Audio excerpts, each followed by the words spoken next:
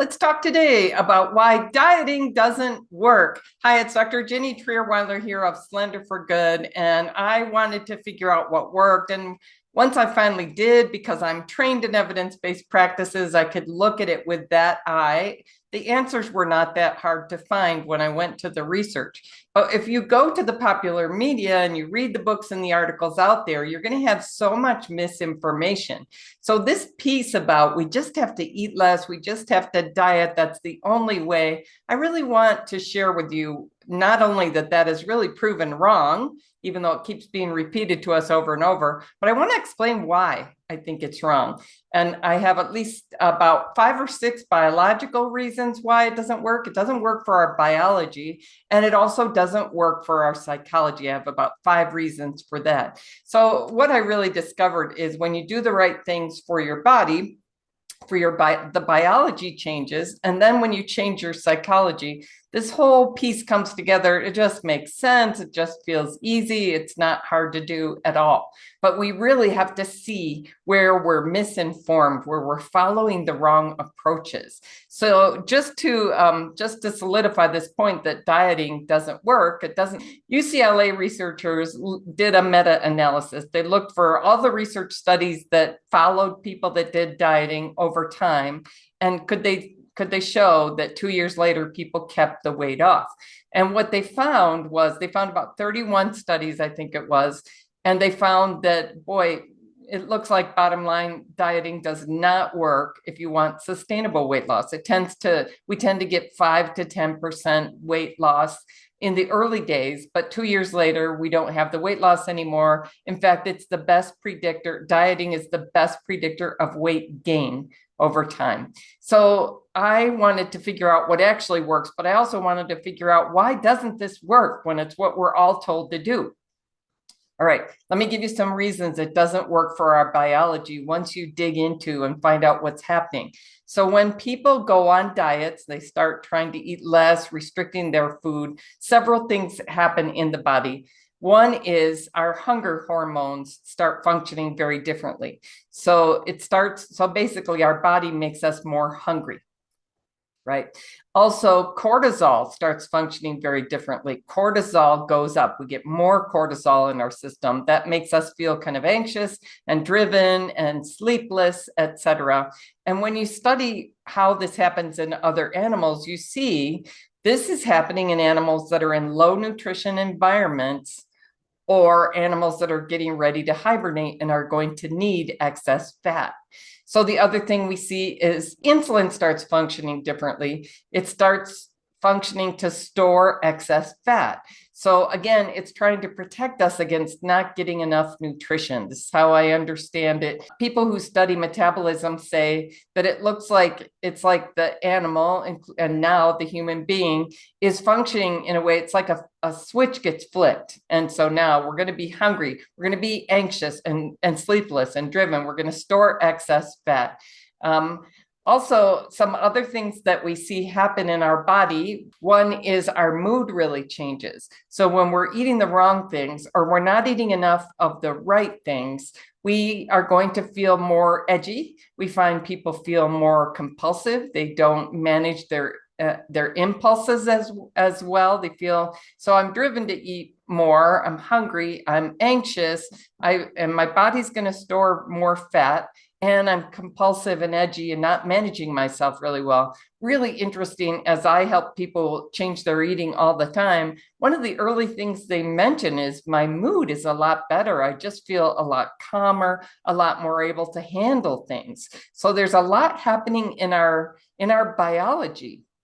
One more thing I'll say about biology is when we're eating the wrong things, the things that give us an excess boost of pleasure, that is an excess dopamine hit. And when we eat those things, then we feel like we need to eat more of them. We sort of never get a sense of feeling satisfied.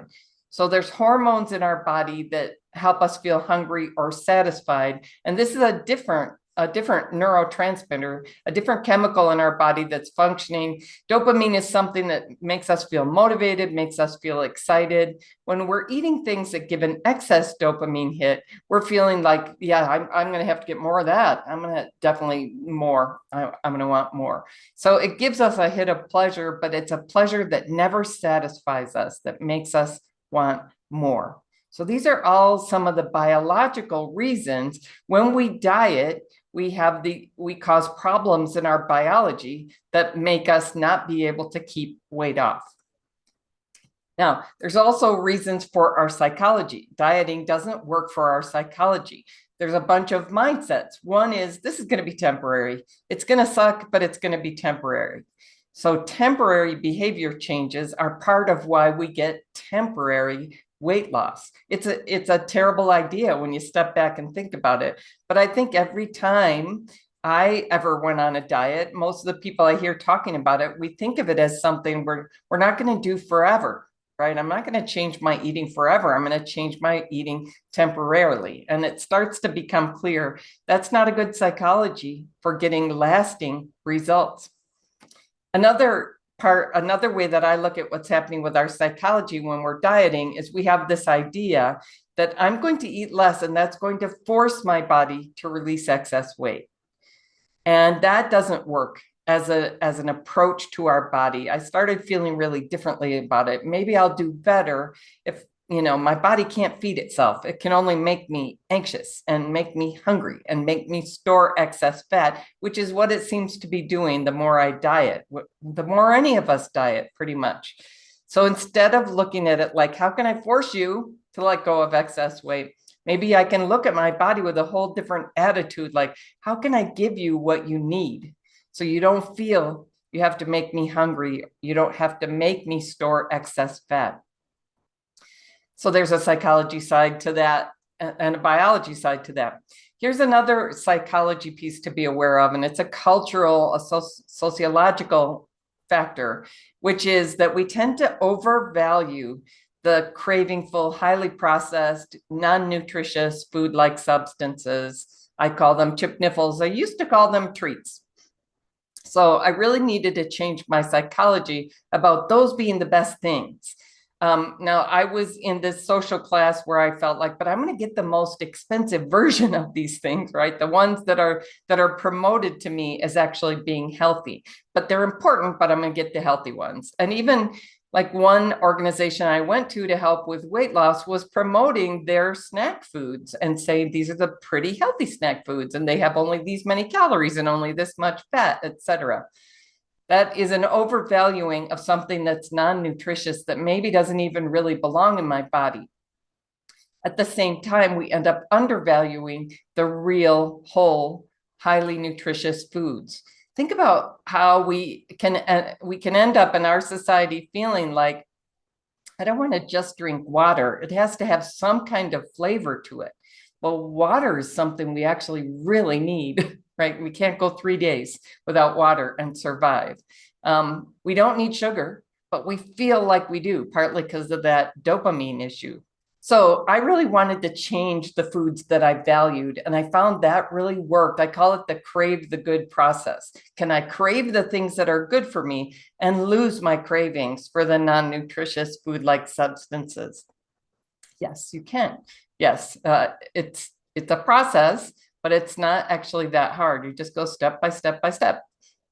All right. So if I overvalue the non-nutritious food-like substances and I'm going to force my body to lose weight and it's just going to be a temporary change, I'm going to have all these mental gymnastics that I do to say it's okay. Right. And this is there's a part of our brain on the left side that cannot help but make up justifications for doing what we want to do. So one of the things I used to say to myself is, I think a little of this won't matter. I'm just going to have a little. It's not going to matter. It doesn't count. There was a whole bunch of those phrases or ideas I had, and it is suggesting to myself, this is pretty benign. It's kind of important to me. I just won't have too much of it. A related idea, justification in my head was, I believe in moderation in all things. there's plenty of things I don't put in my body, even in moderation. So as I started studying more and more about the chipniffles, about the non-nutritious food-like substances, I started reading, these are actually harmful.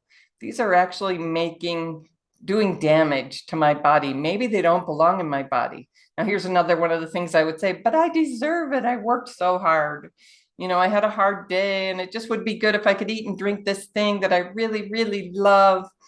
So I wanted to change what I valued, but I also wanted to change those justifications. I wanted to hear them, become aware of them, and start challenging them. Why do you only say I deserve this about things that are bad for you? That hurts, right? Here's another one. I can make up for this later, right? It's okay. I'm gonna eat and drink the things tonight, but tomorrow I'm gonna make up for it. First of all, I don't think that works for our biology. I don't think it works that way. Second, I think I'm just giving myself an argument, a justification for doing something that hurts me. So I just really wanted to become so much more aware and really shift my mindset on these things. It really, really helped. This is what I help my clients do now. Here's another one. I'm just going to try this today, and I'll look for new tips tomorrow. And if I don't like this, I'll change what I'm doing. And I'll just do this on the weekends, and then I'll do good habits during the week.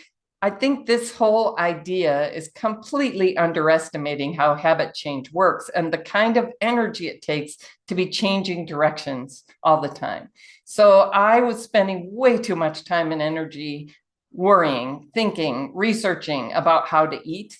I mean, I got hours back every day of my life, right? For the rest of my life.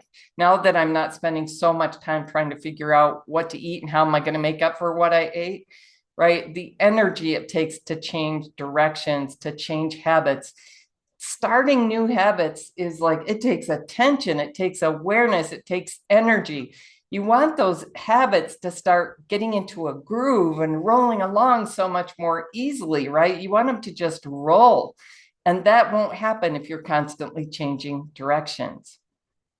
So at least 5 or 6 biology reasons dieting doesn't work for us, and at least 5 psychology reasons dieting doesn't work for us. So I really encourage people, leave dieting behind.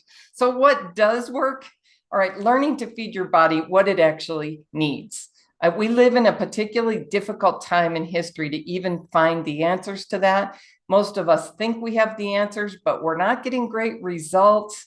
And I know why that is now, because there's way too much misinformation in our marketplace. So some of the answers we're finding are true and helpful, and some of the answers we're finding are very misleading and leading us the wrong way.